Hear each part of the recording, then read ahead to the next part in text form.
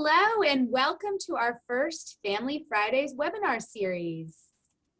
We're so excited to kick off our summer sessions, and we're going to get you started to help welcome our newest parents and families to the Emory community, and talk about ways that you can get ready and support your student to get ready to come to Emory this fall.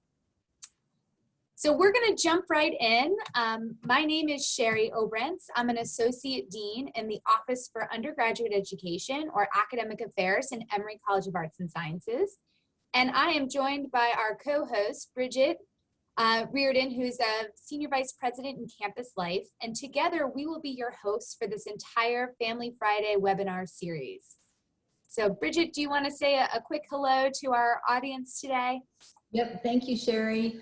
We're loading people in now, and so don't worry, this is recorded, and if you have to go back and look at anything, you'll be able to. But as Sherry mentioned, I'm Bridget Guernsey Reardon. I've been at Emory since 1992, so I love and respect our institution and so excited that you feel the same.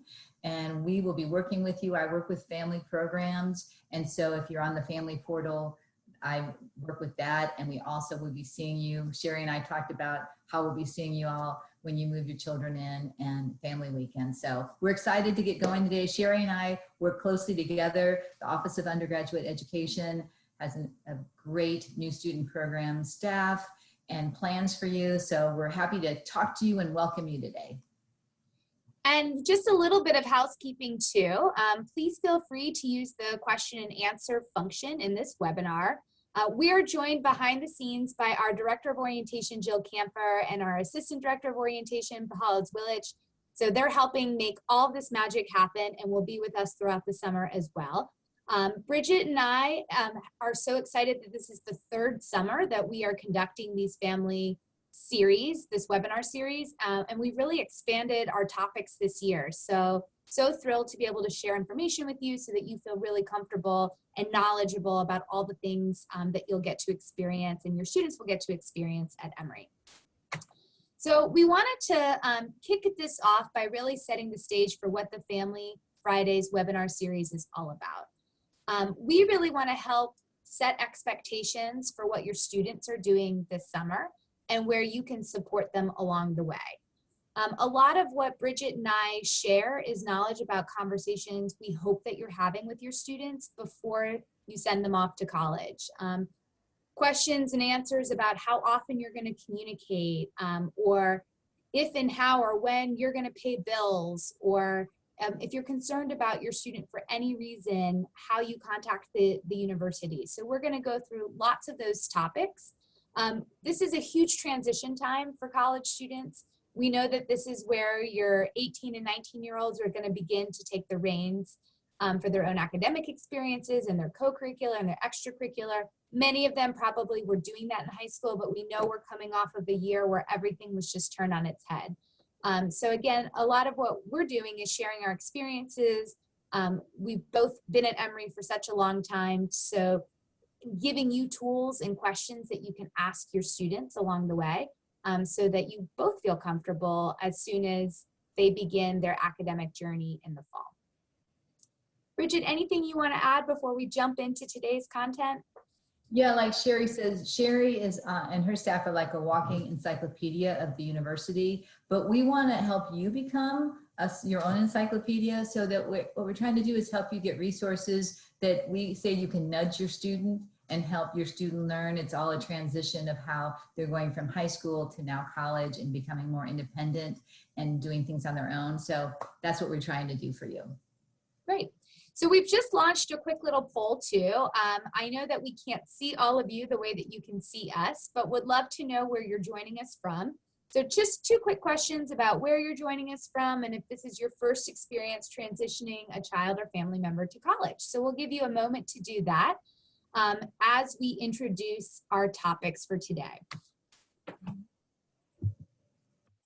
So today we're going to outline what we call the orientation experience. Many of us know about orientation as kind of that move-in period, but our orientation experience is a broader time frame, so we'll take a deeper dive in that. We're also going to talk about the Family Education Rights and Protection Act, or FERPA. We'll talk about Opus guest access. This will be really important, especially for all of those who are paying bills. And finally, what's next for our family seminar, our Family Friday series. So thanks everybody for doing our poll. We're going to end it right now. It looks like we have a few people pretty near and dear to Atlanta, but lots of people 500 to 1,000 miles away. And here we can share our results as well. And a few people from over 10,000 away as well. So thanks so much for participating in our poll, and we are going to go ahead and get started.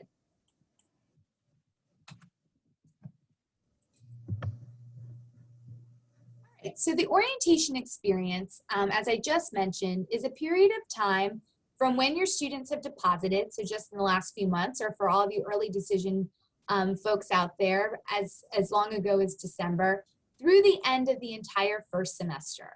And we've really expanded this orientation experience time because we know that transition takes time. There's a lot of new information that your students and you are going to be learning about what it's like to be a college student for the first time, also what it's like to be a college, and the Emory community at large. And so we've really done a lot of intentional planning and programming with partners from across the university to make sure that that transition goes as smoothly as possible. We've designed a lot of materials to get your students ready this summer, and you'll hear from us too that most of the things we designed are directed for your students. We don't try to duplicate that for parents and families, but rather give you a heads up about what we're asking your students to do. And again, give you those tools or questions that you can check in with them. But we really want them to be the primary drivers of this orientation experience. And I mentioned this before, but we know that transition really takes time.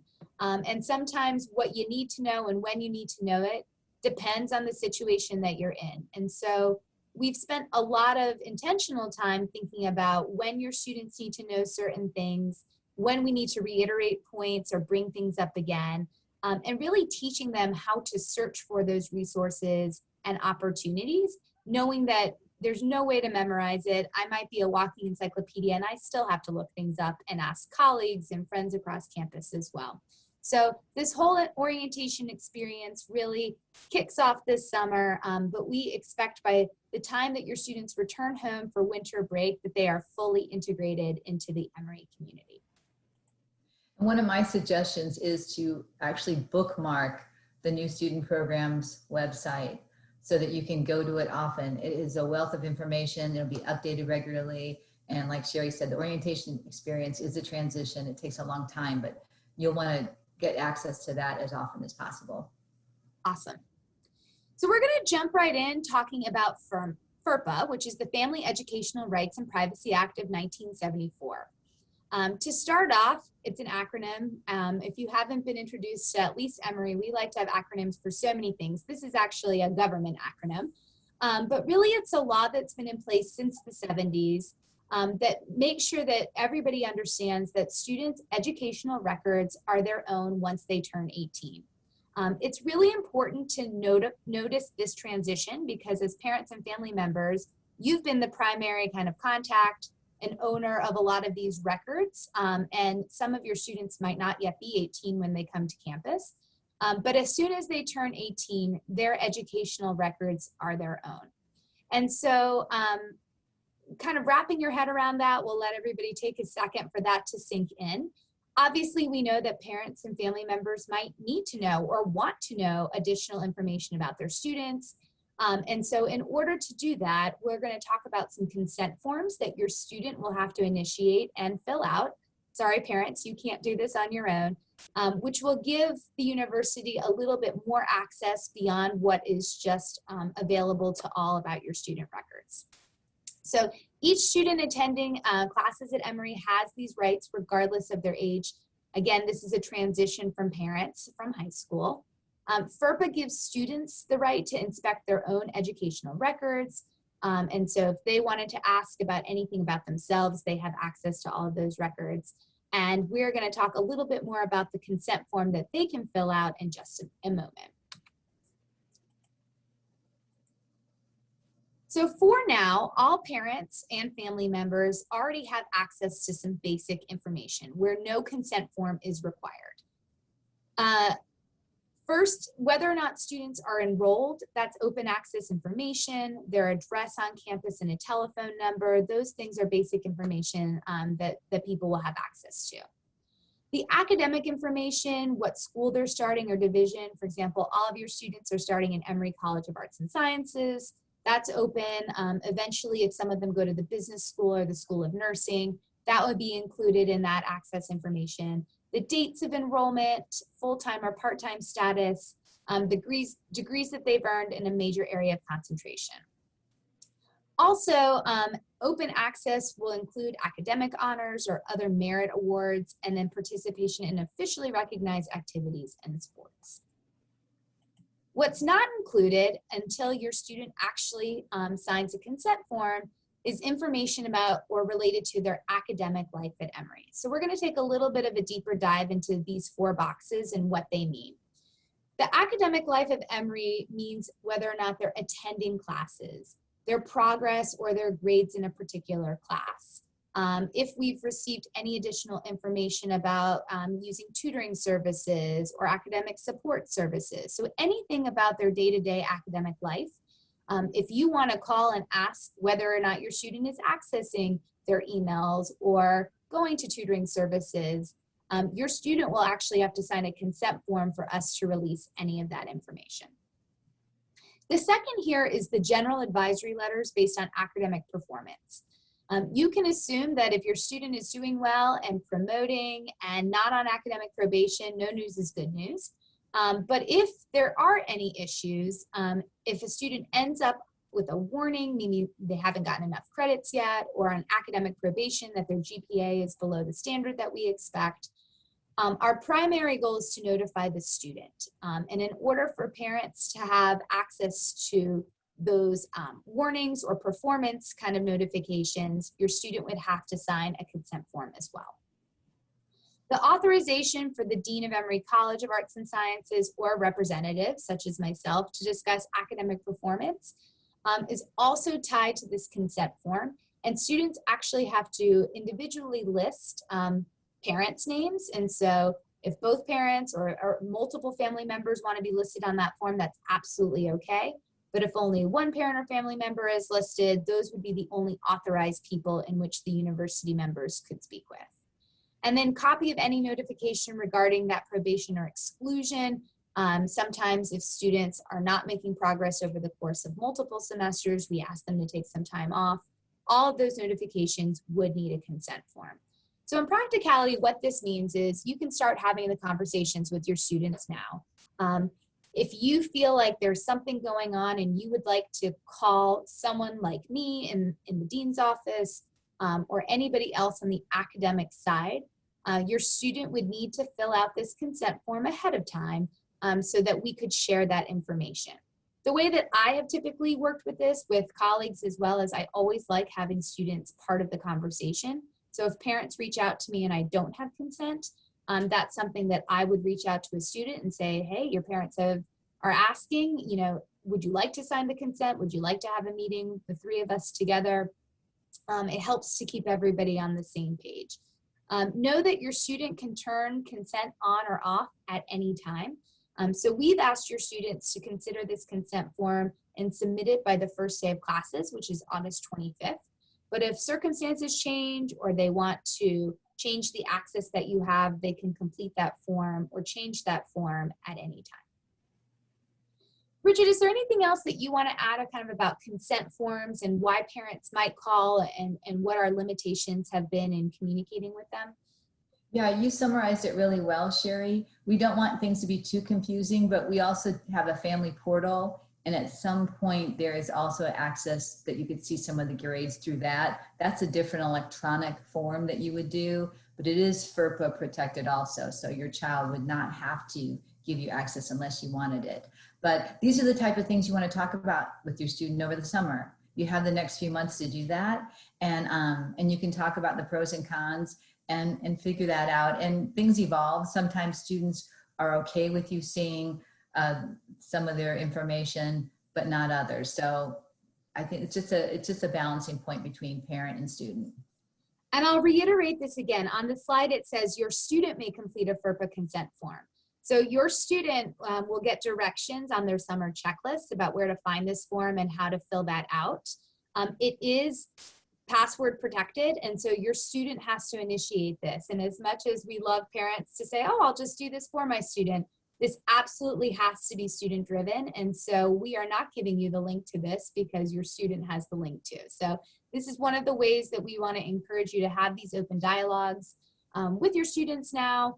Oftentimes students might think that they've signed the consent form but didn't. And so you can ask them to share what they have and haven't submitted on your own time as well.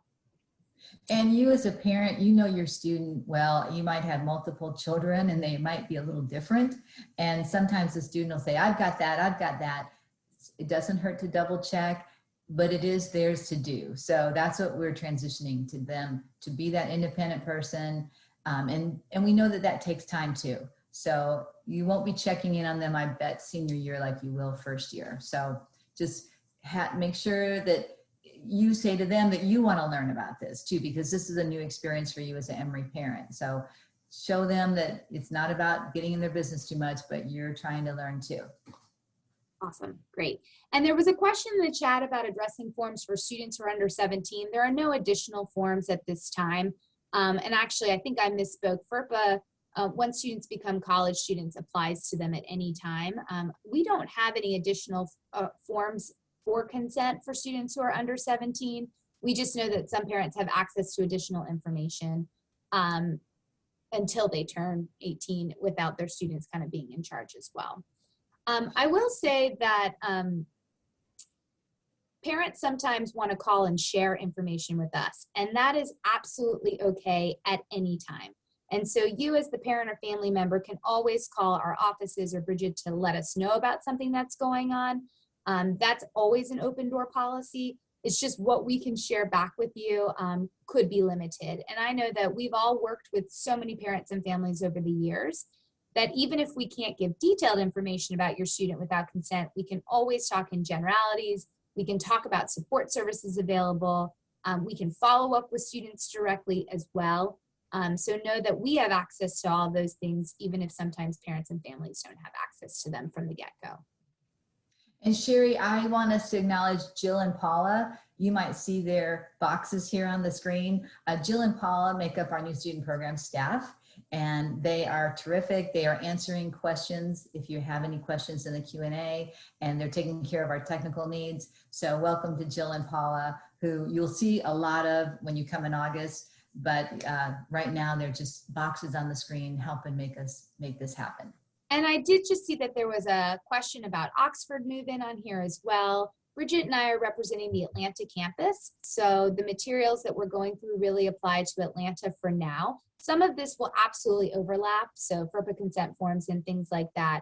But when we're talking about move-in dates and orientation experience and all of that, we are focused on students starting in Atlanta this fall. The next system that we want to talk about is Opus. Opus is our internal record system at Emory. We all know it, we all love it. We all deal with it on a day-to-day basis. But this is really important because it stores your students' personal information, their email addresses, their citizenship information. This is where your students will register for their classes officially, where they can see their unofficial or request official transcripts, where they can see their academic degree progress with their degree tracker, all sorts of important official records. It's also really important for parents and families beyond seeing grades to pay bills. So all student bills are paid through Opus. And again, as we mentioned, your students are now the primary driver of their own academic journey or their own college journey. So the university is assuming that they are going to take care of these things. We know in actuality, they have a lot of support people helping them out along the way, and that many of you, parents and family, are actually the ones paying the bills and doing other things. So if you would like access to Opus, you are going to have your student initiate this as well. So students can create up to 5 guest accounts. They can nickname them, they can identify the individual emails, and then share the passwords with each of those individual users to figure out what they have access to or not. You can go to opus.emory.edu and look at guest access. Again, your student actually has to log in and create these accounts. This is not something that a parent or family member can do on their end. But if you wanted to sit with your student, kind of see how they're setting it up, see what your login or your nickname is going to be, that's important. We've heard some pretty funny nicknames that students have created for parents and families over the years. So probably a good idea for you to do that with them. But the Opus Guest Access can give you information more specifically about their academics, including their class schedule, their grades, an unofficial transcript, their degree progress, and the final exam schedule. Something really great about Emory is that our final exam schedules are set years in advance. So by the end of add-drop swap, September 1st, your students will know what their final schedule is, and their final exam schedule will be set as well. I know there were a few questions in the chat about when to buy plane tickets home. We can't give an exact date yet because our exam period goes over several days, and it might depend on your student's exam schedule as well.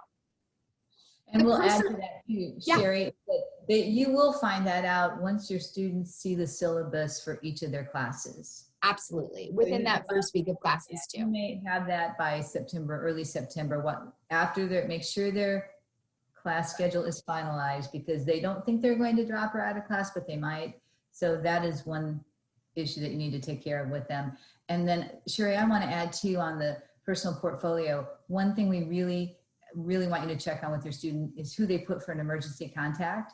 We're going to hope that they never need to have an emergency person contacted, but we do have situations where we do need to contact someone and the student hasn't inputted anyone. So make sure that they put a current phone number, current information in that emergency contact section. That's really vitally important for us. Yeah, this is something that we've been dealing with for years, and really try and get students to pay attention to all of their personal portfolio.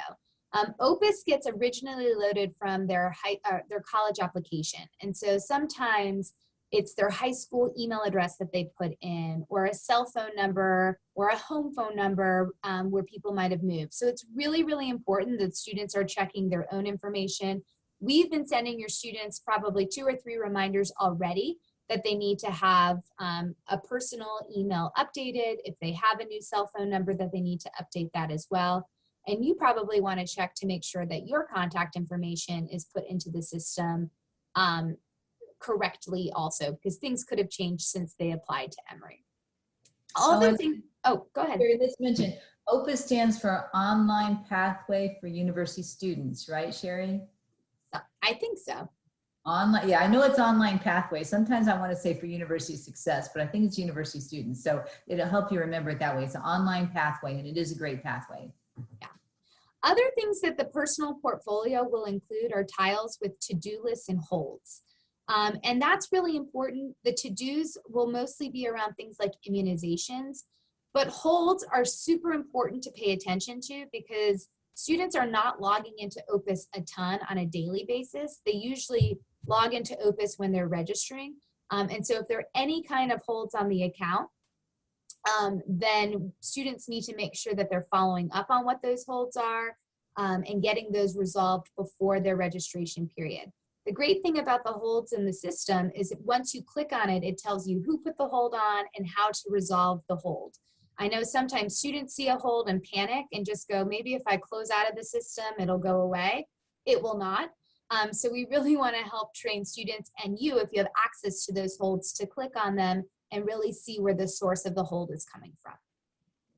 The third area that will be important for your student to click on with this guest access, especially if you are paying the bill, are the accounts, because that will give you the account detail, the monthly bills, when you make payments, all that good information. The Emory Student Accounts Office will not send individual emails to you as the payer. Again, everything is going only directly to the student. And so this is where you having the guest access with the account information will give you all of the information that you know or that you need to know in order to pay bills on time. The health insurance waiver is another thing that you can see at Emory. All students are required to have health insurance, but you have a choice about whether or not you're going to use your personal insurance or your family insurance or Emory's student health insurance. We will have a webinar about insurance and immunizations in the next few weeks, but you can see those waivers there. And then also, if your student is receiving any financial aid, that's another source of information that's housed within Opus, and any of those communications could be seen too. So for now, sitting down with your student, setting up that Opus guest access, picking which of these things it can cover so that you know, and then making sure that you have saved your login and your password as well, so that you can check these things at any time. All right, so I'm gonna let Bridget kind of take over the next few slides to really talk about, from her perspective, who has a very successful recent college graduate too. I know she's gone through this not only with students at Emory, but with her own students. Some things that you can start asking your student right now and setting those communication expectations. Thank you, Sherry. Yes, as you know, you are in a whole different world because your student will no longer be living with you. And so communication may not be as easy, but we have so many ways to communicate that it can be easy. But the best thing to do is to talk with your student this summer. And things may alter throughout the year. For instance, the first few weeks, you might be texting every day. You may be calling a few times a week. And as your student gets busier and busier, that may diminish. So the best thing I suggest is that you are really open with your student and talk about how often should we text? Is there a certain time we should do that?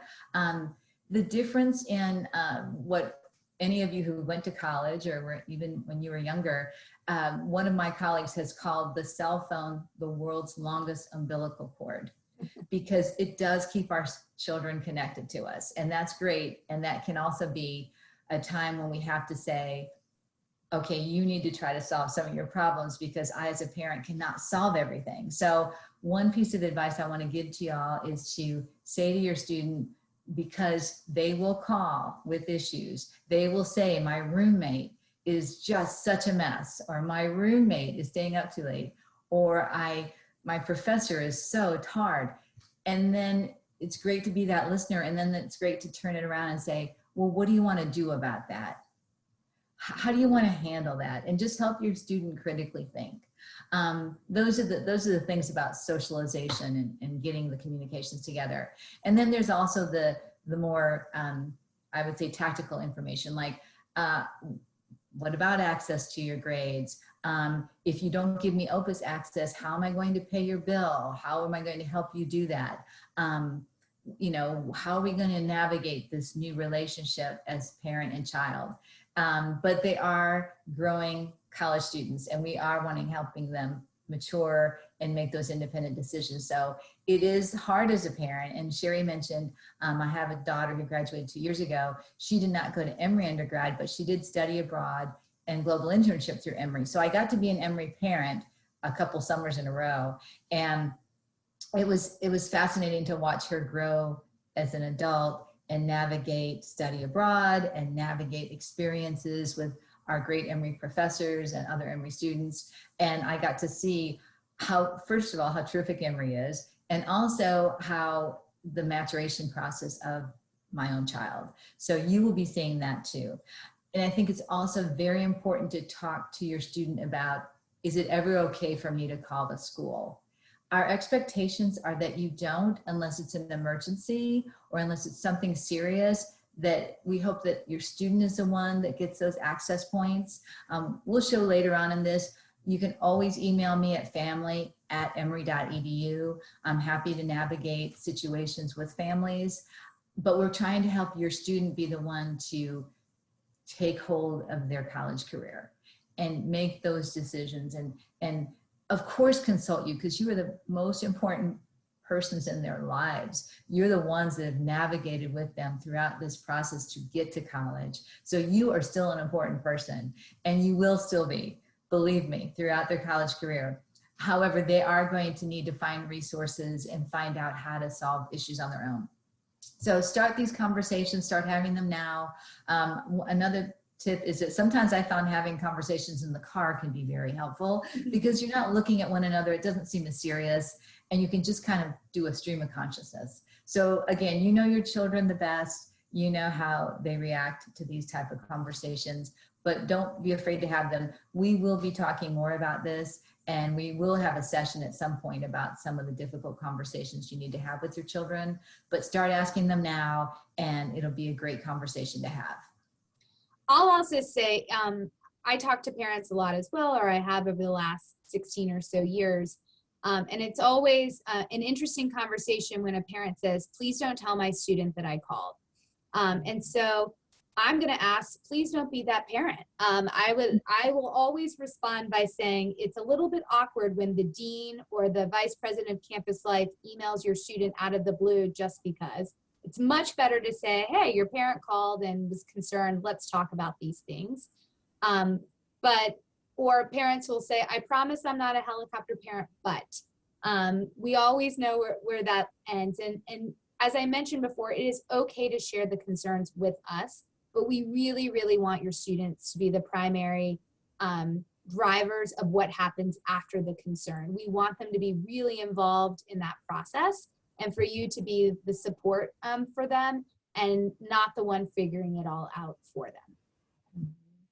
The other topic I always say to parents is let your child know that I'm going to be involved this much. Don't think I don't care. Even with my adult child, even as a 24-year-old, I have to say to her, don't think I don't care. I just want you to be the one that lets me know what's going on with your job. Let me know what's going on with your life. So that's just a whole navigation process with your student. And as Sherry said, we know most everyone doesn't want to be that helicopter parent, which is such a strange term, but it does fit that person who's trying to make sure everything's okay. Everything's not going to be okay every day, and that's okay too. However, please let us know when there is something serious, when there is something that our staff can help with. Please let us know that. It's just sometimes there's going to be highs and lows, and maybe if you just wait a half a day or so, your student will have figured something out. I found that more and more with students. They're really upset because it's the first time they got a C. It's the first time they got an argument with a roommate. This too shall pass, and they do get through that. You just need to, we're going to grow as parents together. That's what's going to happen. We all grow as parents together, and we're here to help you. And you can, like I said to Sherry, always say to Sherry, and she knows this, and I'm saying this to you, family@emory.edu. I can't solve all your problems, but oftentimes I can give you a link or give you a real quick information. And the other part that comes out of it is parents ask questions that I didn't realize we hadn't answered. And so sometimes it's really good to hear from a parent and know, oh, we don't have that correct, or we need to put more information out. So that's where we want you to communicate, and we'll try to help you as best as we can. So okay, Bridget's also going to, talk about the parent portal, which is 100% only for you all, where you do have control over opting in and opting out. Right. Okay, so the parent portal is a communication hub that we started in fall of 2019. And I will tell you, during the pandemic, it was a godsend, just so that parents could see everything that was happening. It's pretty much like a Facebook page of everything you want to know what's happening at Emory. What'll happen is offices will send me information that I can send to you. What I find parents using this the most is to say to their student, did you know that the application for this scholarship is coming up? Or did you know that during homecoming, this is how the activities will be? Or have you gone to the student activities fair? So you'll get to see what your student is seeing. It's just, as you all know right now, there is so many platforms for communication that even our students get overwhelmed, and sometimes they can't keep track of what's happening when. It's not like the one-time bulletin board that many of us had that you just went to the bulletin board and looked at when we were in college. This is all about Instagram, Facebook, a lot of different platforms. So this platform is one place you can go to. The website is up there. If you're not, we loaded all the parents so that you can get a newsletter and you can get access to it. You can also go on 24/7 whenever you want. And we have a calendar on the side, all of these events for Family Friday webinars. If you can't remember where you got it in email, They are listed on the portal. I will be putting the new Zoom that Paula gives me every week. And also during the school year, you'll get to see calendar issues. You'll get to see what's happening in different offices. We just think it's a great access point for you.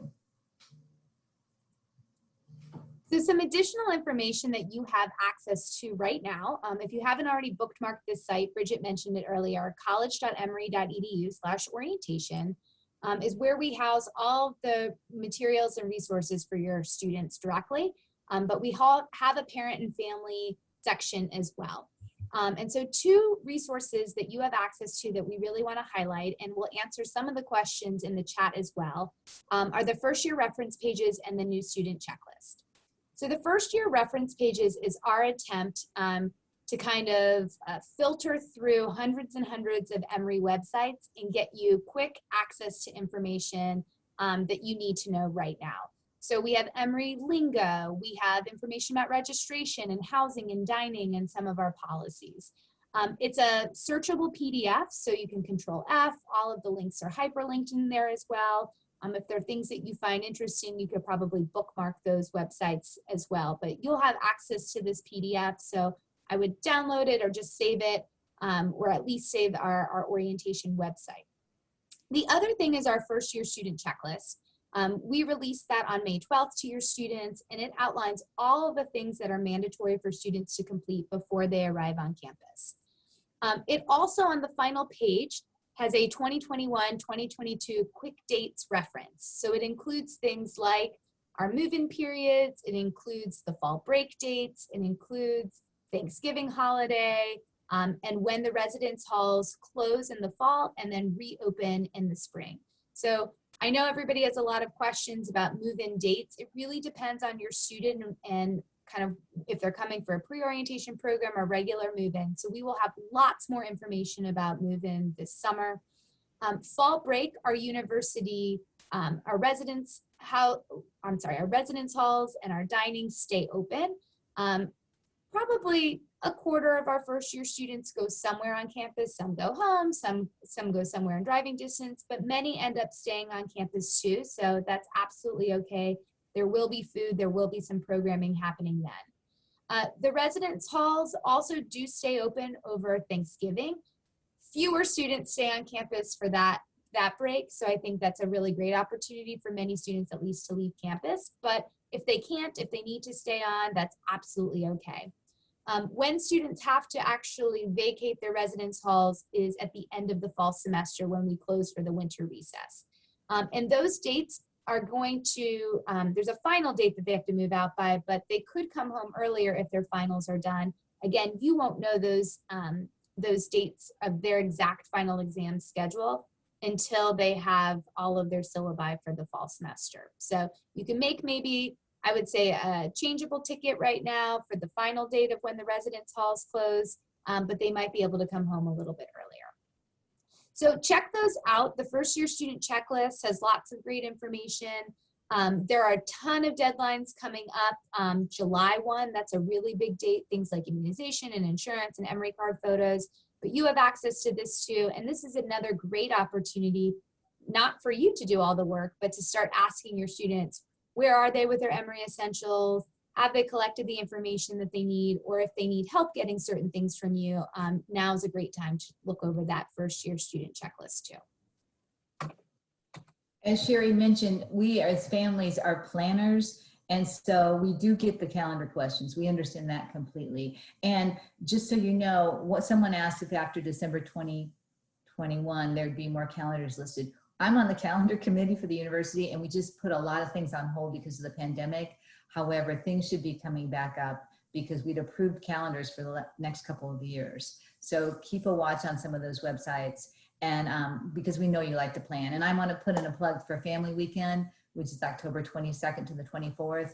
Most of our first year families do come down, at least one person comes, and we hope that someone from your family can come, and we have some great activities that we're planning and a good time to see your student in their own climate, because by that point they'll have been here 2 months and it's their place now. So we're looking forward to seeing you there. So back to Sherry. Well, some dates that we're absolutely 100% sure of are our Family Friday webinar series. So wanted to highlight that we will be with you over the next really 10 weeks to give information, we hope, in the time that you need it. So starting next Friday, June 11th, we will have our colleagues from Student Health Services talking about immunizations and health insurance. And we know that this is a high priority for many people right now, and so would love for you to tune into that. All of our webinars will be taped and you'll have access to them after the fact, but if you really have burning questions, it'll be in the same format where you can put them in the Q&A. After that, on June 18th, we have our Department of Accessibility Services talking about accommodations. This will be really important if your student has any chronic medical, mental health, or educational things that they would need extra support for. This is the session for you. Accommodations work very differently in college than they did in high school. So if your student ever had an IEP plan or on long-term medication, this would definitely be a webinar you want to sign up for so that you can get all the paperwork in before they come to campus. On June 25th, we then are talking about transition of care.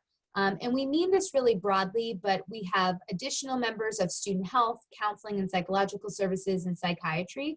And this conversation will be talking about making sure that your students have all of the support pieces in place. If they're on any medications for anything, making sure that we're transferring prescriptions to a local Atlanta pharmacy, making sure your students know how to make doctor's appointments or carrying their insurance cards, things like that. So that's one of our favorite sessions too. We'll take a little bit of a break for the 4th of July holiday, and we'll return in July, on July 9th, to talk about the registration and advising process. So we'll be joined by some of our academic advisors on campus that talk about this registration process. You'll hear that a lot. Registration is not a one-time event, but a process. And at that time, your students will have invitations from their pre-registration advisors. So at least they'll have those meetings set up for the rest of July, knowing that they're going to get some more attention directed to them. On July 16th, we have a few faculty members and students joining us talking about learning in a hybrid world. We are now coming out of a 95% online academic year and flipping the switch that we will be mostly in person in the fall, but we know that there will still be some online offerings and some students who might have to still be 100% remote in the fall. So wanted to talk about all of the great things that our Emory faculty have done to get trained, how teaching in a remote setting has really impacted their in-person teaching as well. So you'll hear from two of our favorites talking about those experiences. Later in July, we'll have representatives from many of our campus life partners and Office of Spiritual and Religious Life, and also Greek Life, talking about finding community and connection. We know that this is a big concern for everybody who's either parenting a college student who is a college student. And so starting to have that conversation about how your students are going to plug in once they get here. And then finally, on July 30th, housing, dining, and residence life. By then, we should have all of the questions that we know are burning in your mind worked out and answered. And so we pushed that to the end of July just to make sure that we had all the information that we wanted to share with you. And our final 2 weeks, or our first 2 weeks in August, Bridget and I are going to offer just open hours for parents and family members to join and ask any questions that you like. This is also good practice for something that we ask your students to do with their faculty members from the very beginning, office hours or open hours. So you can be good models for them, and you can attend our open hours as well and ask us any questions. No such thing as a bad question. If the two of us don't have the answer to it, we assure you that we will find the answer for you or teach you where to search for that as well. So excited to offer that this summer as well. And if you do get to come to campus in August, then hopefully you'll see Bridget and I walking around campus together. You can introduce yourselves and say hello to us as well. So that is it for our introduction today. We're just so thrilled to have you join us and to be part of this series for the rest of the summer. We're excited that our campus partners want to engage with you and give you information on the front end so you feel really confident and secure in sending your students to Emory this fall so that you have all the good information that you need.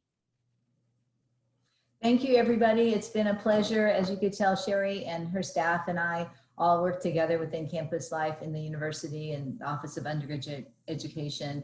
And we enjoy what we do, enjoy working with you, and we're excited to have you part of the Emory family.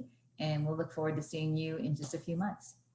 So I know there are a few more questions in the chat that Paula and Jill are answering. I'll answer this one live really quickly. Students will be assigned a pre-registration advisor, so somebody who will talk to them before they register in August, July 7th, and they'll get that information. Later in the summer, we'll also talk about just academic advisors and how they get assigned to. So thank you again so much for joining us. We hope that you have a great Friday afternoon, evening, and weekend, and we look forward to seeing you in the next few weeks. Thank you.